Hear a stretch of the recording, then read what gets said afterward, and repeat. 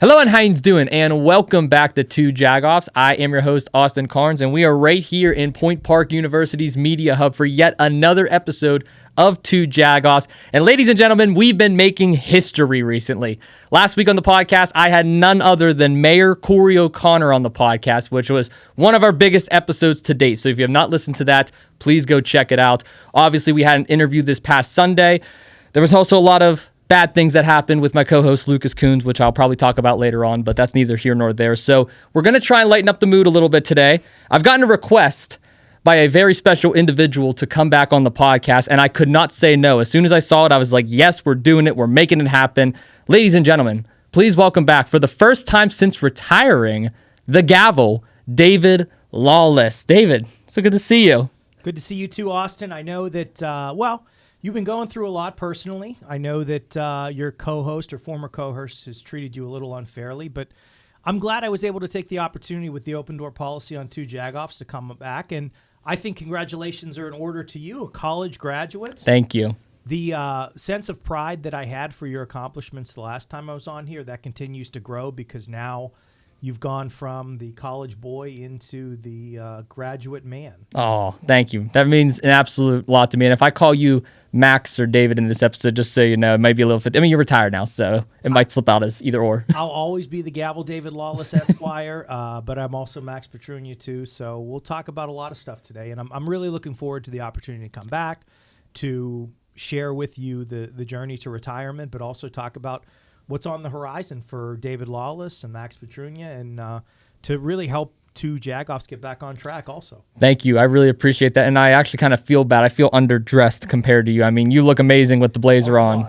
Come on. I got Cody Rhodes over here. I don't know what I was thinking. I should have. It's a sport coat. I was going to wear something nicer, but I was like, you know what? I'm so tired. I already wore a suit twice this week, so I didn't only threw on a short, like a t-shirt and sweats. So it's 2 times too many for you to be in a suit this week. Yeah, way too many times. One was for the mayor and one was for wrestling, but that's besides the point. But obviously you were retired. The last time you were on the podcast, you were, I think, a week or two away from facing amateur wrestler Reese Hayes at 880 Wrestling's Thanksgiving Bash last year. Yep. I want to ask you, ever since that match, how has retirement been treating you? Well, to be honest with you, it's been fantastic. For those of you that are listening that haven't heard the story of how we got to the retirement journey, I'll share that with you. So in 2024 at Taco Mania in the North Side, I actually got a hernia. And I popped a hernia right before my match with Pastor CeeLo at Taco Mania, right before the Green Day show in 2024. I took a couple months off and had hernia surgery, and I came back. My first 880 show back from hernia surgery was in December at Penn Brewery. When I came back, I started to notice a deficiency with my left arm at the gym, in the ring, and it felt like it was coming from my shoulder. Now, for those that might not know, I tore my ACL in 2023. I never had that surgically repaired. So to make sure that my kind of hips and knees stayed in line, I always had a yearly follow-up with my orthopedic doctor to make sure that all my alignment was correct. And when I went in January 2025, I said, I've been having this issue with my left arm. I think it might be my shoulder. The doctor wrote me a script to go get an MRI and also get a nerve conduction study, which I had both done in January.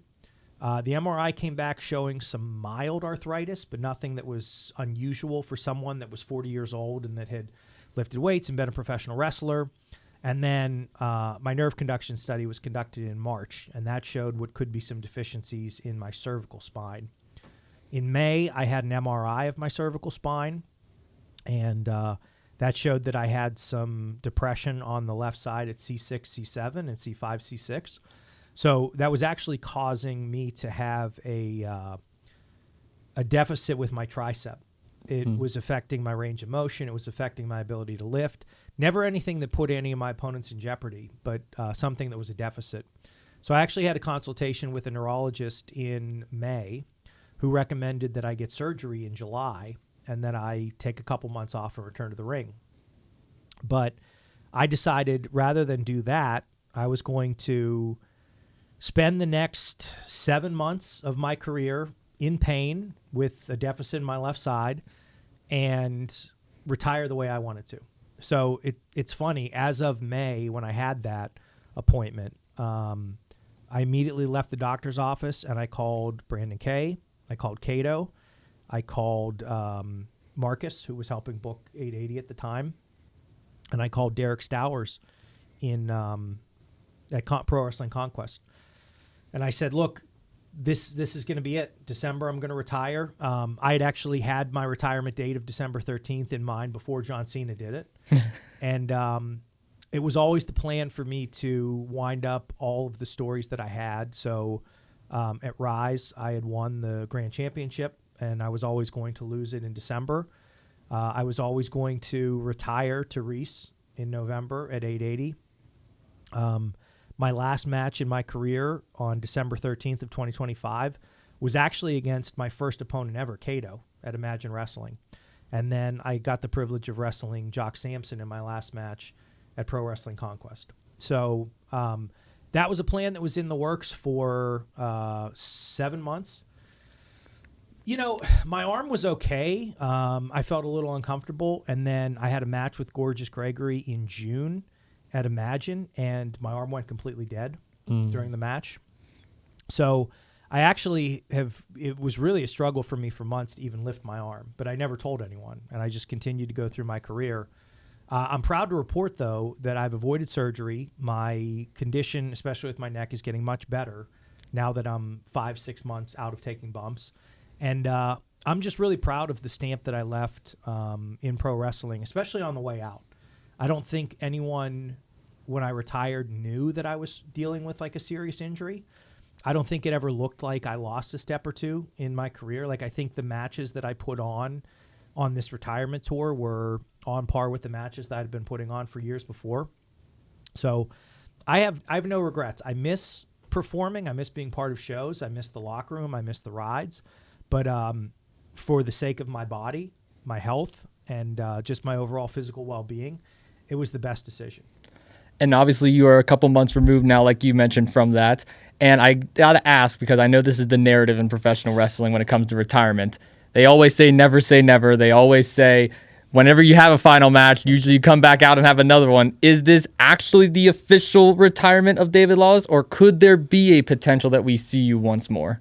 No, for physical in-ring competition, it is absolutely 100%. I will not be returning to the ring. Now, could I pop in somewhere as a manager, or could I pop in and do commentary, which, you know, I do have a commentary debut coming up, which we'll talk about here soon.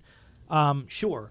But, you know, I wrestled for a decade, and I was very lucky, minus the pandemic, to pretty much wrestle almost every weekend for 10 years.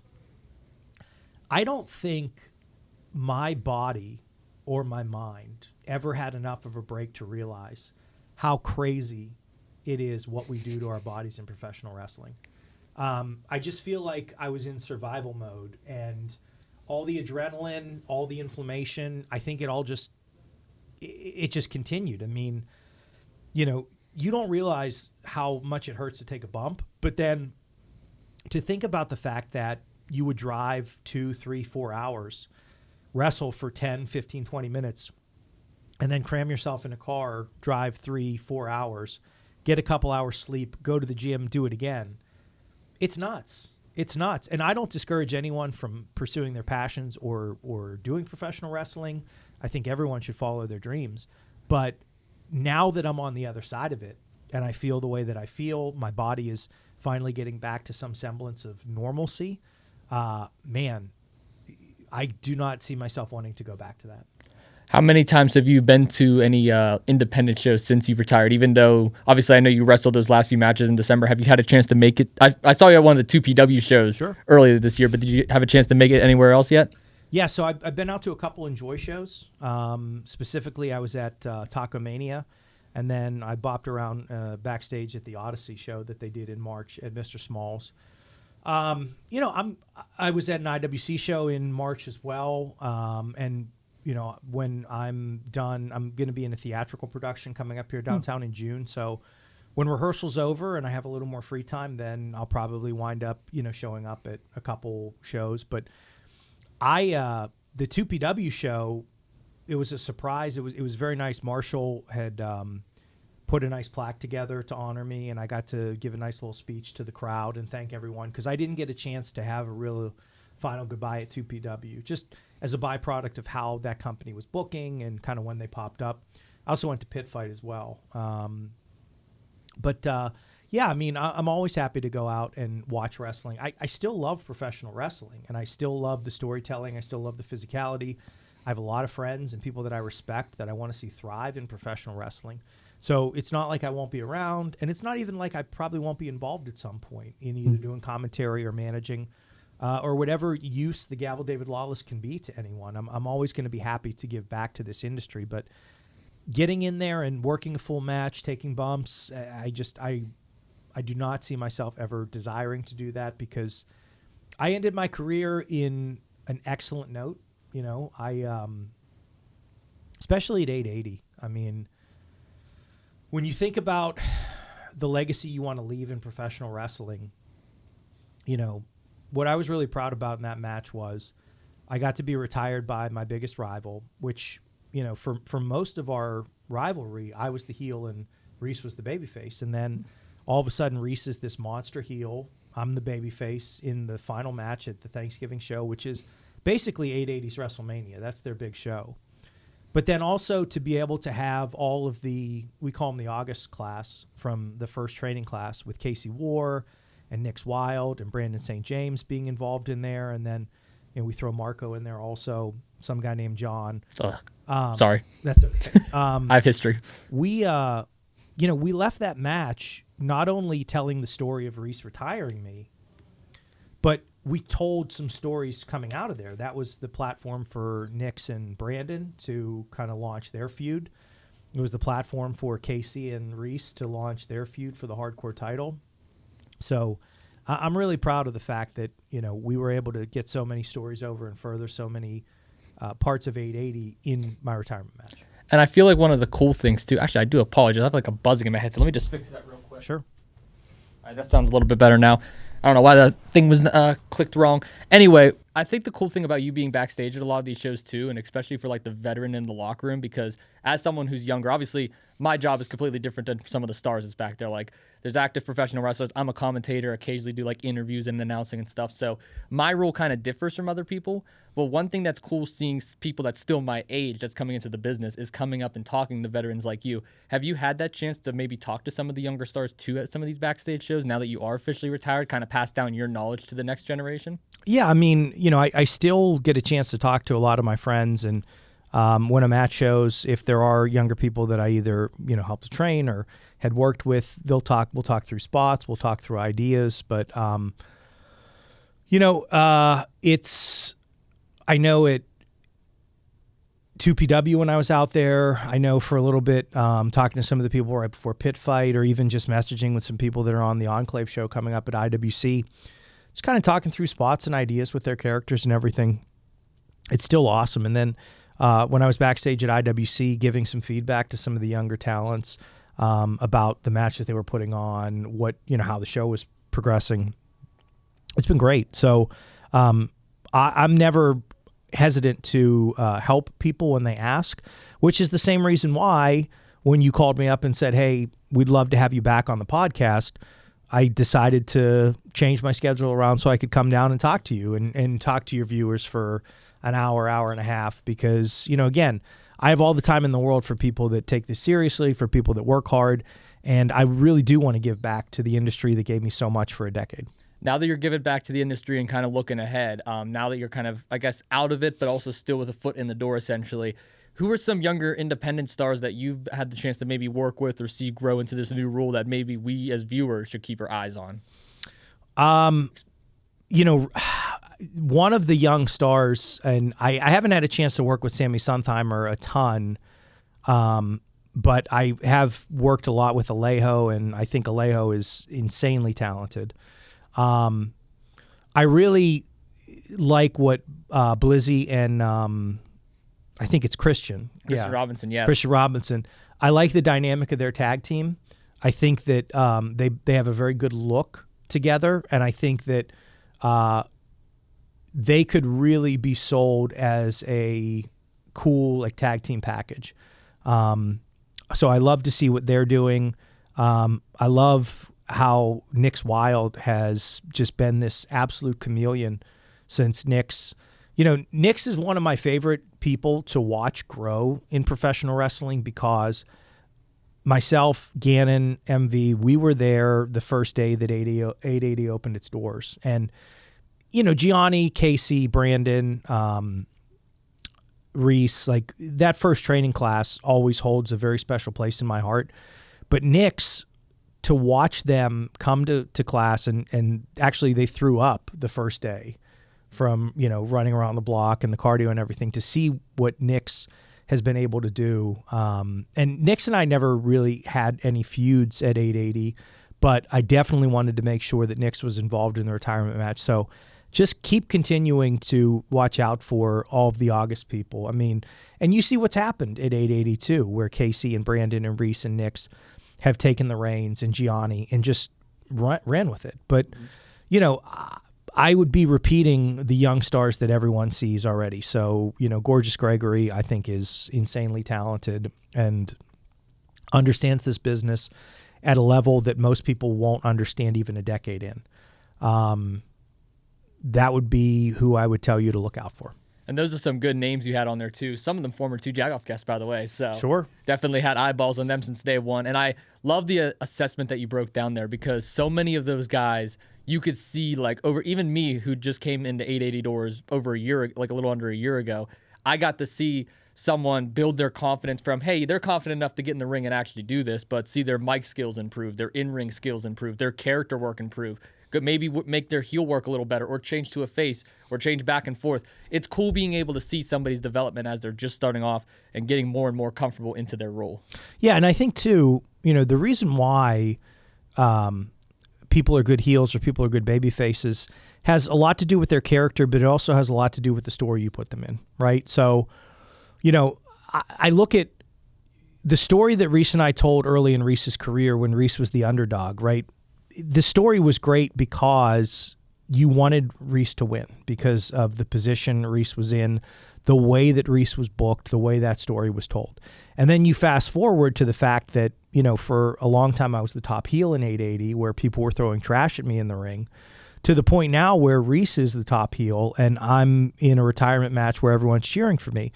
That's a byproduct of the story, right? If that was just a cold match where I'm coming out and it's like, oh, I'm a babyface, you have to cheer for me, and oh, Reese is a heel, you have to boo him, you don't get there. But when you bake in all of that storytelling, it just goes to show that at the end of the day, no one's going to remember what moves happened in that match, right? No one's going to remember, but they're going to remember the story, right? And that Reese took his biggest rival and retired him and put a firm stamp on the fact that he was the top talent at 880 by hook or crook.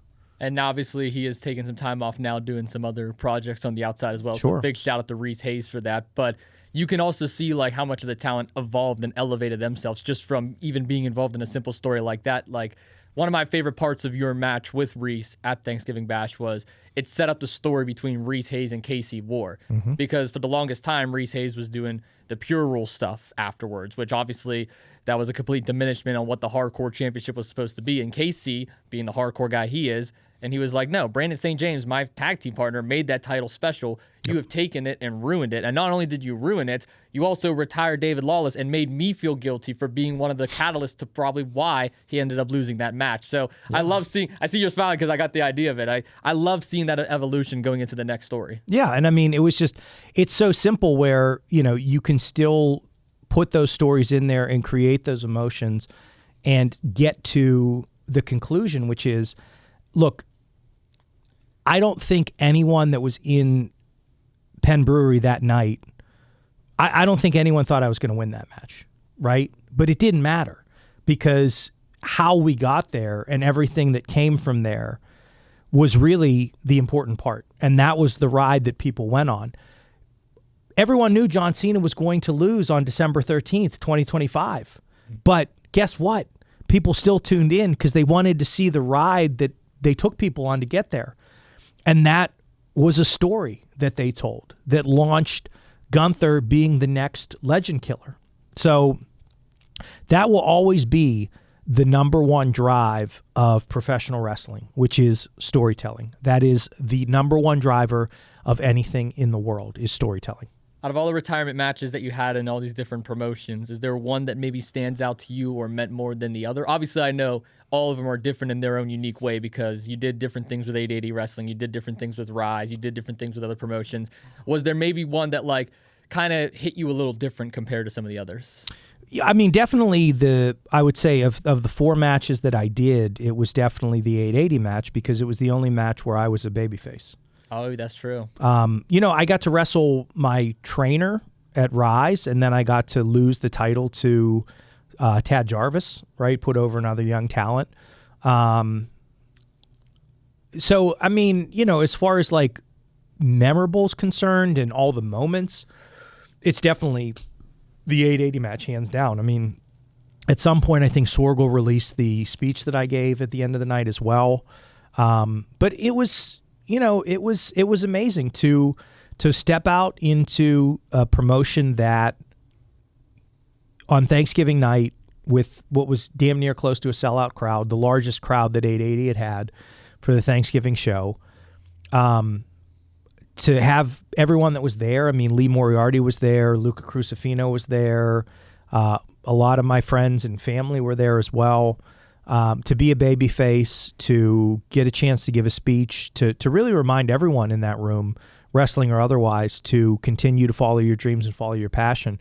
I mean, that was really special. That was really special. And I never thought about what my retirement would look like. I never even envisioned myself becoming a babyface anywhere. But to see what 880 started at in New Kensington, when we were wrestling before 8 people on Thursday night fights, and I was wrestling Keith Hott 3 times in an afternoon on Saturday in New Kensington because they were having some random street festival and we were trying to get people in the door. To have it end there with all those people and to see something that you helped build was unbelievable, and especially involving a lot of people that you helped train or you helped ascend to another level in their career. It's incredibly meaningful. And obviously, you weren't one of the only Pittsburgh legends in town recently. Jack Pollock actually is having a show that's coming up. Yeah. Obviously, I know you have a big hand in that, and I don't know how much you spoke publicly on it, so I'm going to pass the floor over to you to kind of break this down for us. 2 matches have already been announced. We'll talk about the specifics on that in a second, but what does the Jack Pollock show mean to independent wrestling, and what does it mean to you? Well, first of all, there is no David Lawless without Jack Pollock, because Jack Pollock and Marcus Mann were 2 individuals that worked in the coffee shop in the basement of the Golf Tower where I had my first job when I graduated law school. They were the ones that introduced me to going to wrestling school, going to PWX in McKeesport where I got trained by Brandon Kay.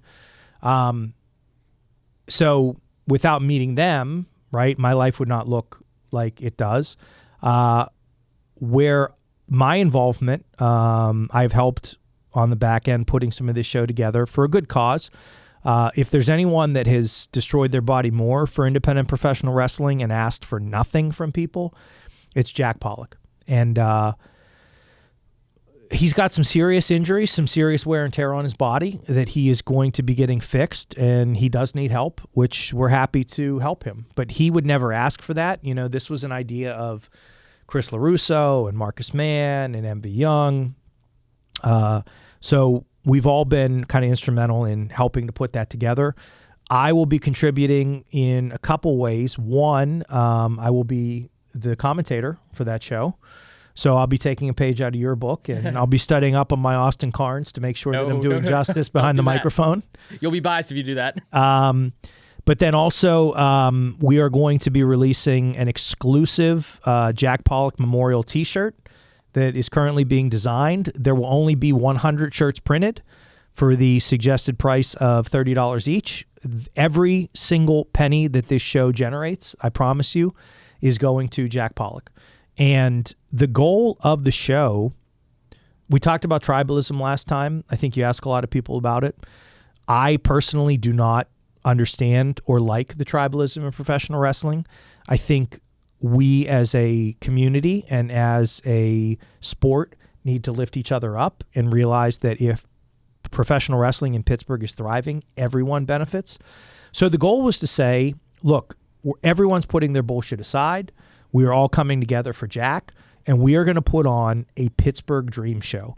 It is for all intents and purposes, it's a free show. We are asking for people to donate money. $20 is the suggested donation, but really whatever you can afford is appreciated to go to Jack's cause. But you look at the matches that have already been announced, and you have Bill Collier and MV Young, a Pittsburgh dream match, right? There's going to be a lot of special surprises. You have TME and Money Shot, who are, two of the most decorated tag teams in the area. Could it be the last time these two teams face each other? It might be. You never know. But you look at the individuals that are coming to 880 for Jack, and it goes to show you the impact that Jack has had on the professional wrestling community. So I would ask that everyone who can, please come out to the show, donate, and really just get ready for a fun Sunday afternoon where you're going to see matchups that have never happened before or ones that you'll probably never see anywhere in Pittsburgh. And I find that so cool, too, because like we mentioned before, tribalism is obviously one thing. Some people feel like they only go to one promotion or they can only be loyal to one promotion. Obviously, the mentality you had is one that I obviously wish to have, is to be able to say, hey, I don't really care I'm going to go to every company. I'm going to do everything that I can to get my brand out there and get my name out there. And it's so cool seeing names that you wouldn't necessarily see at the warehouse actually come down to the warehouse, all for Jack Pollock, who is an absolute legend. Yeah. I mean, I would say if you would have asked someone at the beginning of 2026, do you ever think that Bill Collier, Agent Zero on TNA, would set foot in the warehouse at 880, right? Not even to say anything of 880, the promotion, who runs it, whatever. But if you would ask them, do you ever think you'd see Bill Collier in an 880 ring or anywhere around 880? Probably people would say no. Or Money Shot.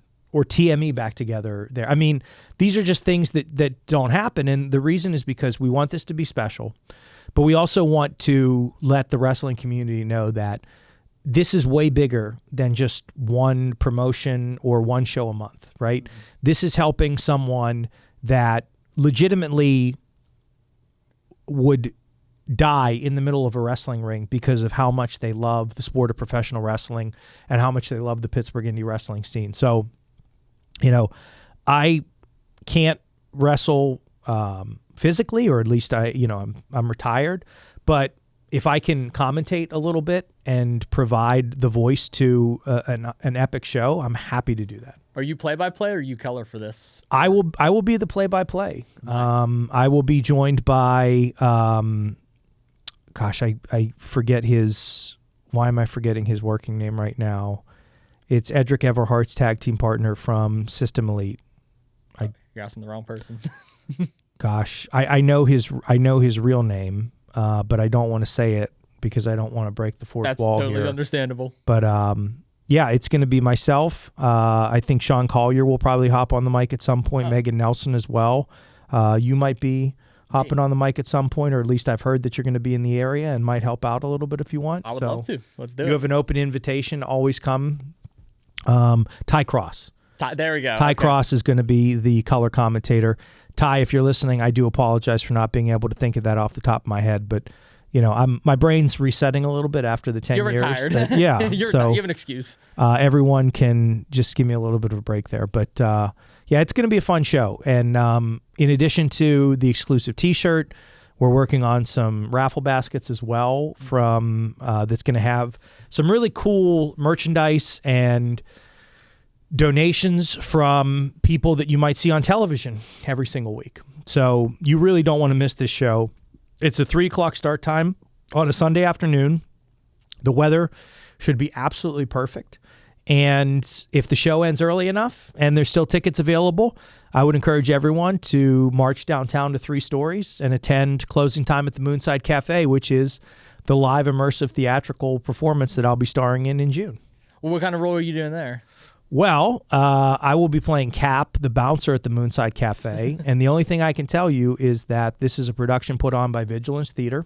Okay. It will be an immersive theater experience. So everyone that comes to the show will have a different experience every single night. So they can go to one show and see you doing theatrics, and they can go to one show and see you do commentary all in one day. all in one day. And actually, Man of many talents. shout out to Vigilance. So I don't know if you know this, but Sean Collier is actually the playwright of the show as well. Oh, wow. I did not know that. Yeah. Since we're on the topic of Jack Pollock right now, I would like to talk about him for a second, too. Obviously, he's been retired since last year. Correct me if I'm wrong. It was, 2 years ago against MV Young and Enjoy Wrestling, right? 2024. Correct. Yep. That was his final match. Do you happen to have a favorite Jack Pollock memory, maybe in the ring? I've got a couple. The first one is when I busted Jack Pollock's pinky finger to the point where it still sits off center. Early in my wrestling career. I took a spine buster from Jack and I leapt into it a little bit too far and he wound up dislocating his pinky finger. One of my favorite personal Jack Pollock memories was getting a chance to wrestle him for the 880 championship at New Kensington in his first match at 880. He was one of my mystery opponents for that. It was also the match that I tore my ACL. But, Jack's such a good worker, and we were able to adapt that when I tore my ACL, we went straight home after that, which was great. We had a little bit more planned, but, Jack's a true professional. We were able to call an audible. I don't think anyone noticed. And then probably one of the most memorable things that stands out to me from Jack's career that didn't involve me personally, but was like a banner moment was when he got slammed through the canvas by Wardlow off the top of the steel cage at I think it was the Pittsburgh Wrestling Classic. It might have been the first one that IWC did. I don't know if you know the lore behind that? I'm trying to think. Like, I saw clips of it. Okay. I just don't remember. Yeah, I don't know. So Wardlow had been chasing Pollock down for months at this point to try to regain his IWC Heavyweight Championship. Jack was fully ensconced in the Team Storm, okay, right? With you had Jackson Argos, you had RC Dupree, and so the stipulation of the match was a best 2 out of 3 falls match, where each fall had a different stipulation, and so it was a really cool moment. If you know how IWC is set up, they have the curtain that walls off the backstage area to where the fans are, where the ring is. And so I think the first fall in that match was just a standard wrestling match. The second one was a hardcore match. And then the surprise for the third fall was the curtain came up and there was a steel cage. There was a second ring set up. There was a steel cage set up. And Pollock wound up getting slammed through the mat a la Taz and Bam Bam Bigelow or Mick Foley, and Wardlow wound up winning the title then. It was an unbelievable moment to watch the fans' reaction to seeing a surprise cage match. Because, you don't know what to expect when you go to a wrestling show. And then to see that the curtain goes up, there's a second ring set up, there's a steel cage, and then to have the fans basically just stand around the steel cage. It was really cool. What a moment. What a moment. I don't remember that exact clip. I probably should have done my history homework a little bit better, but I do know that Team Storm, and obviously Jack Pollock has a big history in IWC as well, so that was definitely one of the things that I first got into whenever I first started going to some of the IWC shows. Now that you're retired too, obviously you mentioned some of the stuff that you're doing outside of professional wrestling, how you're giving back, how you're helping out the next generation of stars. Yeah. Has there been some other maybe fun things or hobbies or interests that you have picked up on since you have left the Squared Circle? Yeah. So in January, I began teaching at LaRoche University. I this semester taught sports and entertainment law. LaRoche University has started its own sports and entertainment management program, similar to the one that Point Park has. Mm-hmm. And so my best friend, Dr. Rishi Ball, is the chair of the marketing department for LaRoche's business school. The program itself, the sports and entertainment management program, the goal is to basically teach individuals how to work in the sports and entertainment community, the live event promotion community. So my class was more of an introduction into the legal elements of sports and entertainment law. This next fall semester of 2026, I'll be teaching law, policy, and governance of sport, where we'll dig into understanding the committees or the leagues that make up sports, looking at collective bargaining agreements, how rules get changed, what subcommittees do. So education has always been something I've really liked, getting a chance to pass my knowledge on and my experience on to students. It's been incredibly rewarding to have my own class and to see how they've grown this semester in understanding the law. And, teaching's fun because it allows you to reinforce what you already know. And it's really been beneficial for me to be able to explain the basic concepts of sports and entertainment law, to really reinforce the things that I'm doing in my practice, making me a better practitioner. So that's been one aspect of my retirement that I have really enjoyed, is teaching. I am starting my acting and theater career. Probably around January, I started to look into auditions for theater in Pittsburgh and around. And as luck would have it, the day after I looked at the CLO schedule for auditions, which had passed, I got an email from Vigilance Theater Production saying, hey, we're auditioning. We're taking auditions for this new immersive show that we're doing. So I emailed them. I remember putting together my headshot and my resume and walking in, and the director and the two executives for Vigilance, Sean being one of them, were there. And this is my first audition. I've never done an audition for a theater group. I've never done any live theater production ever, other than being in plays in elementary school, but who isn't? And so I remember I did a monologue, which I used the monologue from Ben Affleck's character in Boiler Room when they're doing the recruiting of the new traders. They kept me after to do a little bit of improv scene work.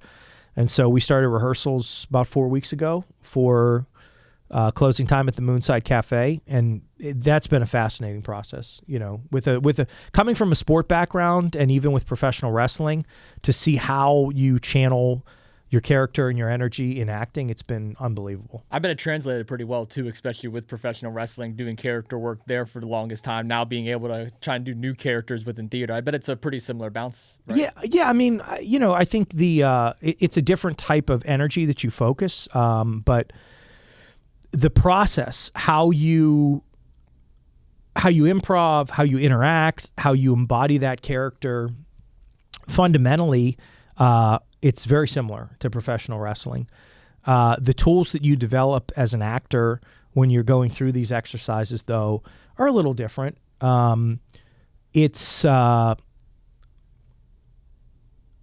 There's a method to the madness of how things have been introduced, how you have developed your character, some of the exercises that we've done. But, I think dressing up in your underwear for 10 years and performing in front of random people is probably the best on-the-job training you could have for being an actor, because you have to just let yourself go. You can't be afraid to be embarrassed or to laugh at yourself. The funniest thing to me is meeting actors and actresses in the space that have no idea what professional wrestling is and have no idea what the world of independent professional wrestling is. And one of the funnier things is when we first got together with the cast of The Moonside and we did our first table read, you went around in a circle and you introduced yourself, you introduced your theatrical background. And so everyone in this show has volumes of acting experience. Everyone is immensely talented. I will tell you, it is intimidating going to practice every night because I feel like I'm the least talented person in the room, and I'm blown away by the ability of all my co-stars. But listening to people talk about their experiences, right? Like, we need to make sure the green room is okay, or what are your boundaries? I told people when I started, I come from the world of professional wrestling. I've been spit on, kicked. I've had my head split open. I've gone through doors. I've gone through chairs. I've gone through tables. I've gotten dressed in 100-degree box trucks at, county fairs. I once wrestled before 8 people at a fire hall on New Year's Day in West Virginia and got paid with an action figure. So, like, the fact that we're in like a climate controlled space and people are asking if you're doing okay today, like, yes, I'm doing great. This is a million times better than some of the places, like when you've gotten changed in your car, or you've had to wear your gear and drive 2 hours to make a second booking, or when you've had to extend your match or cut your match short, or when you've had people calling you the worst names in the world or throwing trash at you. Like, I feel like I'm ready for anything. And I don't even think what could happen during this production will be as bad as some of the things that have happened in wrestling. So it's been amazing. And I'm really looking forward to seeing how I can continue to take advantage of this opportunity and do more in the acting space. Sounds like you're going to have a lot of fun with it too, which is going to always be great as well. I mean, it's probably going to be a lot more easier than landing on your back and your stomach every week, multiple times. Well, and it's funny too, because it's an immersive show. So the way it works is when you come as a patron of the show, you step into this world, and our characters, we are our characters from start to finish. It's, at wrestling shows, right? Like, I was always David Lawless, but I mean, really, I was David Lawless for those 10, 15, 20 minutes that I was in the ring performing or coming out and cutting a promo. And then when I would get changed and come out to the crowd and everything, I was Max, or I was David Lawless, but, oh, there's that guy. This is actually like, for 2 hours, 2.5 hours, I will be the bouncer at the Moonside Cafe. And everybody I talk to, whoever that is, I could have nights where no one chooses to talk to me. I could have nights where everyone that shows up wants to talk to me. And I don't know what these people are going to say, right? Because it's going to be the patrons of Vigilance Theater that are coming. Who knows how this experience will go, but I'm really looking forward to it. I'm looking forward to everyone coming out and having a good time.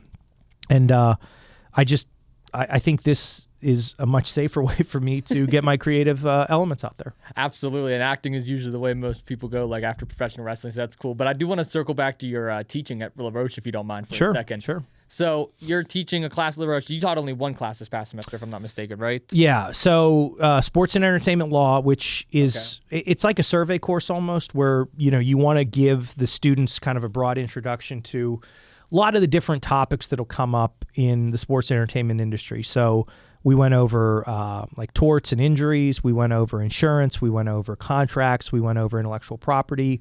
We touched on criminal law. We touched on antitrust law. Like, basically anything that will involve the sports and entertainment industry, I want to make sure the students have a broad understanding of. And then the goal is for me to teach a couple more intensive courses as well. I'm assuming nobody knew you for your professional wrestling background at all in this, or was there maybe one smartass in the class like, oh, wait, I know who you are? Well, so the last couple years, my best friend, Dr. Rishi Ball, he teaches a nonprofit marketing course at La Roche. And his nonprofit marketing class's year-long project, and at least final project, is to actually run from start to finish a fundraiser event on La Roche's campus. And they choose a 501c3 nonprofit that it benefits, and they host an all-day event on the campus. For the last couple years, they've had professional wrestling as part of the activity to bring people onto campus and benefit this 501c3, whichever it was they chose. So I've had the privilege of wrestling at La Roche with Rise Wrestling for the last couple years. So a couple of my students actually knew me as the Gavel David Lawless from just being at the shows. But no one in my class was an independent professional wrestling fan. I'm sure a couple people, may have looked me up at some point. I mean, it would have been hilarious if you would have just like walked in the room day one of class and like threw the syllabuses at them like you do your little cards. That's actually not a bad idea for my next couple years. You might have to do that now. Law and Order theme plays, lights go out, then you come out, you just start throwing the syllabuses. Exactly. Class is in session, hits the gavel in the front. But it's been fun to I've been able to use in real time some things that I've had the privilege of helping my friends in professional wrestling. So one of the things I got to do last year was negotiate the contract for Max the Impaler for the horror movie Dolly that they were in. So I got to show their contract to my class. I've gotten the chance to talk about, the trademarks that I've done for some of my more famous friends like Lee Moriarty. I've got to talk about, going through a trademark infringement case where I defended G. Raver and the Indie Connection when they were sued by Jim Cornette. So that's been really beneficial to be able to take the, practical knowledge that I've learned from my practice. And then on top of that, getting to help my best friend. We talk about things that I'm doing outside, right? Teaching at La Roche, acting, and now also I got to help finalize the rental agreement and kind of all the legal work that I've done for Four Chord Music Festival 12 that'll be coming up in September. They just announced the lineup a couple weeks ago. Four Chord Music Festival 12 will be at now F&B Stadium, which is formerly Highmark, September 25th and 26th. So check it out. It's going to be pretty cool. It feels like you're like one of the most busiest people I know, but like you also always have time for people, which is so cool. Like I feel like all the stuff you do, like you're so involved and heavily involved in stuff. Well, I appreciate you saying that. I mean, look, I'll always make time to help people that I respect. I'll always make time to help people that I consider friends. Yeah, I'm busy, but when you understand how to prioritize things in life, how to get work done, you can always find time to help people. And even today, it's my privilege to take a couple hours out and come down and talk to you. And whatever work I have to do at 8 p.m. or 9 p.m. or 11 p.m. when I get back, it'll be worth it because I've got the chance to help someone that I have immense respect for, to get a chance to talk and kind of stay connected to the indie wrestling community also. Yeah, it's always good to still keep a foot in the door while also stepping out, if that makes sense too. So without burning any bridges too. Without burning any bridges. Love to see that. See, I wish I would have been able, I just graduated from Point Park. If only I was able to take one class at La Roche, I definitely would have took your course, but that's okay. Well, you can always ask me questions. I'm always happy to provide that knowledge. But I mean, I am really excited about what Rishi's vision is for the sports and entertainment management course. If it continues to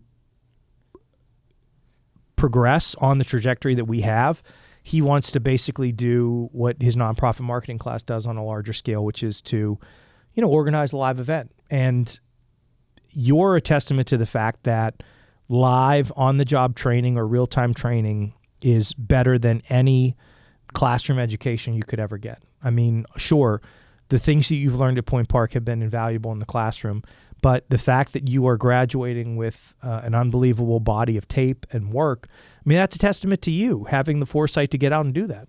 Thank you. I appreciate that. Was like one of the best pieces of advice I've learned was like immediately when you get into college, don't just sit around and wait for you to get the degree and then graduate. Do the work while you're here because you're going to be able to make so many new connections and meet so many new people, which one of my favorite things to do was the live events, which you've probably seen. 2 Jagoffs Live was a charity event I ran here, which we helped raise a couple $100,000 for. Then we did Pioneer Live, which didn't quite go the way I wanted to at the beginning because of a certain guy. Some guy, but it ended up going better in my favor at the end. So I love doing that kind of stuff, like live entertainment, fun, putting content out. That's my mojo right there. Yeah, and I think one of the things that you should be proud of also is the fact that you have introduced no-ring, hardcore wrestling, indie professional wrestling. You've introduced it to people that I don't think would have ever found themselves in a space where they engaged with it before. You've made it digestible, but you've also shown how valuable it can be as an education tool and a resource.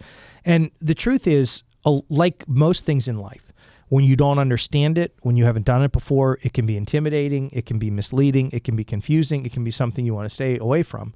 But when you present things in a fashion that shows that it can be educational, that it can be inspirational, I think it gives people a different approach to look at it. And one thing I've always thought, and if anyone wants to steal this idea, they can. If this is something that you want to present to Point Park, I think you should. I never understood why indie wrestling companies didn't want to partner with local universities, especially ones that had rich media education programs, and produce live events through the school. I mean, if you think about, if you come to a university like Point Park and your goal is to put together a reel of shooting live events, interviewing people in real time, editing, even commentary, right? There is nothing easier to get that experience on than promoting a wrestling event, right? And it's way more accessible if you want to put together a soccer match to broadcast, right? That's 22 people you have to get together in a soccer field. Football game, baseball, and most of these places already have their own commentary or broadcast baked in.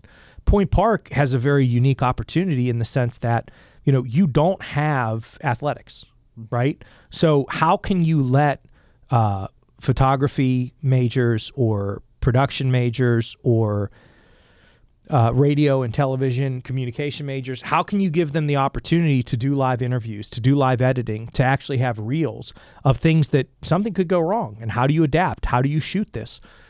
Professional wrestling offers the greatest opportunity to do that than any other sport. Mm-hmm.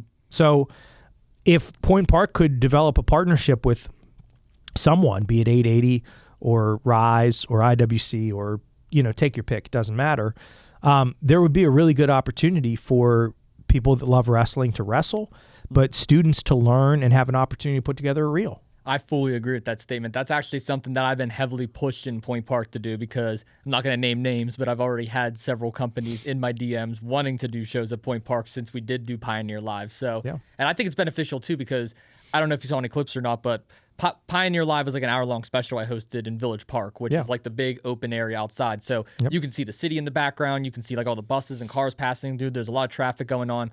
And the entire idea for the show, to pull back the curtain a little bit, was to put on a wrestling match at the very end of it. Sure. And Casey Warren, some guy named John, just so happened to put on a hardcore title match live in Village Park. And it was like a quick 6 to 8 minute match. It was nothing crazy. There was chairs involved. They just kind of fought through Village Park a little bit. The Bison got in there. I was the ref for it. Mm-hmm. So it was a fun little match that was just put together last second, but it was kind of a good introduction, because so many people there, like, yeah, they probably seen my stuff online. They probably saw that I was going to do interviews and stuff, but the last thing they expected was two guys to come out in full gear and put on a live wrestling match throughout the park that most of them are either hanging out in or doing other events in. So I think it's a great opportunity, and I wish that other universities would do this too, and I can say with full confidence, Max, that I have been pushing Point Park heavily to do this.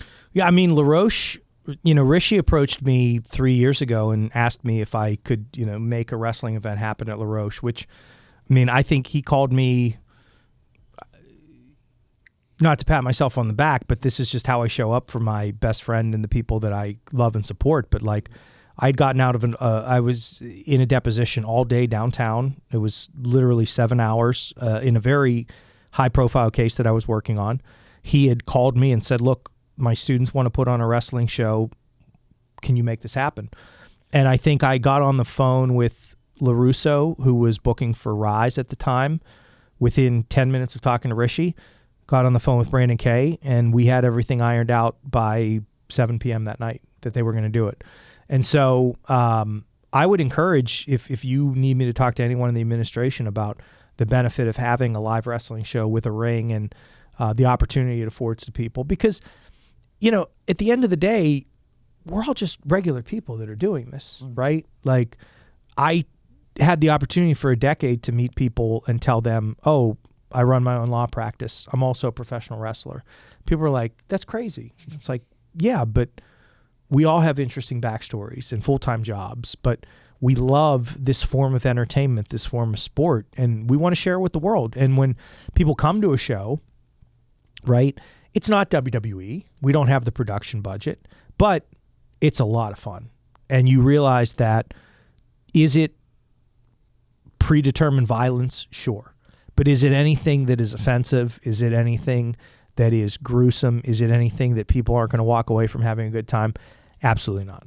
And what better way to showcase that than to a bunch of young, impressionable college students who either may seek an opportunity out of it or B, at least be entertained in the end. Yeah. And I mean, if you look at the resources that universities like Point Park have, right, what sets you apart from other universities throughout the country? Well, it really just comes down to either the people you have teaching at your school or the opportunities that you afford the students to be able to participate in events. You already have probably one of the best resources in the world of professional wrestling, with Corey Graves being one of your professors for media and broadcast journalism. But if you would throw on top of that, hey, you actually get to be hands-on for a production of a wrestling show. I mean, think about young Austin Cairns, right? Oh boy. Well, let's think about young Max Petrunia. Okay. Who was obsessed with professional wrestling since he turned on the 1-2-3 Kid versus Razor Ramon. When I was looking at colleges, if there was a college that said we produce at least one live wrestling show a year, and in our communications or media department, you would get a chance to do that, that college would have gone to the top of the list of places that I was applying, right? We can't be the only people in the world that would think that. No, not at all. There's probably definitely, I would argue, dozens of students either currently attending or wanting to attend that would easily sign up just for that sole reason. Even international students. I remember I remember there was an individual who trained briefly at PWX. I forget his name, but I think he was from India. And one of the ways that he had learned English was watching Nitro and Raw, right? And there's some people that still to this day credit their knowledge of the anatomy and the body to Jim Ross and his commentary on Monday Night Raw. So you just never know how you're going to touch people. And I think to kind of circle back to wrestling real quick as we come up on an hour that we've been recording, but also to make it relevant to what we're talking about. Cato was my first match in wrestling, my last match in wrestling as well. He's the owner of Imagine Wrestling. And every single show, we would have a meeting backstage. And Cato would remind us to be safe and have fun. But one thing he always said, which always stuck with me and sticks with me today, is that every time you step through that curtain, and this isn't even exclusive of wrestling, it's with everything you do, you never know who you're going to inspire or who you're going to touch. You never know if there's that 5 or 6 year old that's in the crowd that this is the night that you make them fall in love with professional wrestling. Or maybe there's a 20-something-year-old that attends Closing at the Moonside Cafe that decides that they might want to get into a theater career or at least try acting, that sees the fact that a 41-year-old lawyer, former professional wrestler, decided to give it a go.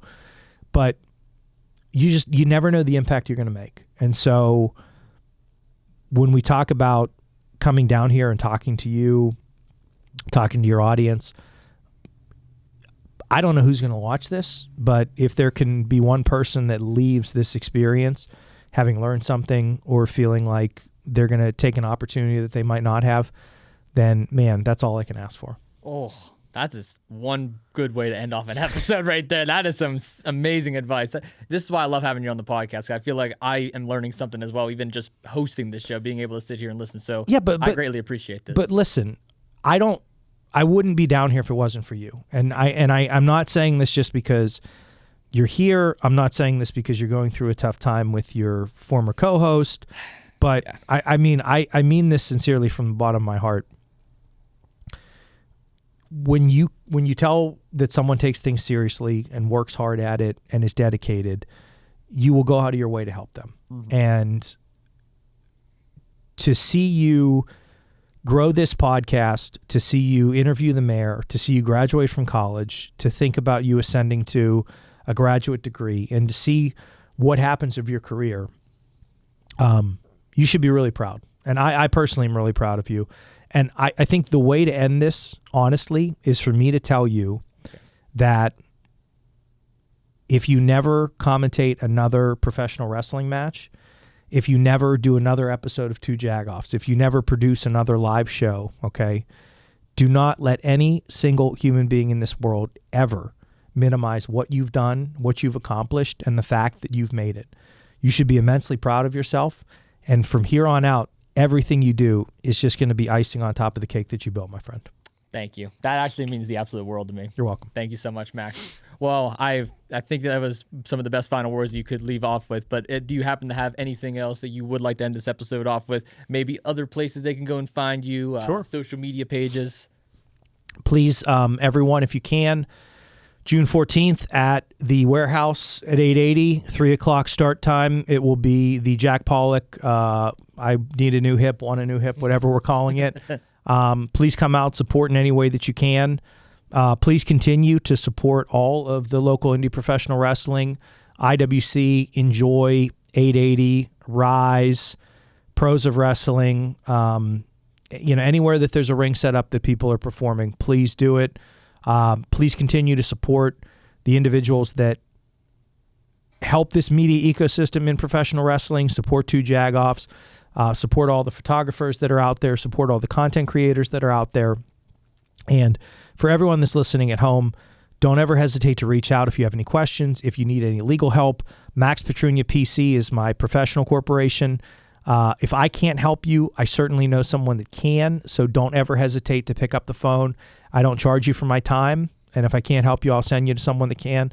And finally, just be good to everyone. And if you are on the fence about doing something or you want to try something new, let me tell you, try it. Try it, please. Well, those are some amazing words, and I do appreciate you again so much for coming on. Ladies and gentlemen, that right there is the Gavel, David Lawless, Esquire. I am Pittsburgh's favorite Jagoff, Austin Cairns. Thank you so much for tuning into yet another episode. Stay tuned this Thursday because we have a returning guest in the form of Robbie Ince-Mikowski. So that's going to be a lot of fun. Nice. Yeah, Robbie's coming back on. This will be his third time on 2 Jagoffs. So this is going to be a fun time. The most appeared 2 Jagoffs guest now that I think about it. I guess I'm going to have to come back on for a third time. You're going to then. have to come back this summer then. Hey, Robbie Ince-Mikowski, the Gavel David Lawless Esquire is calling you out. Who has the better 2 Jagoff appearances? Oh, we have to get like a poll or something down below. Dude, let's do it. Let's go. Let's have a debate. We're running the pool, baby. Let's go. Well, thank you all so much for tuning in. I'm Austin. That's Lawless. See you on the next one. Peace.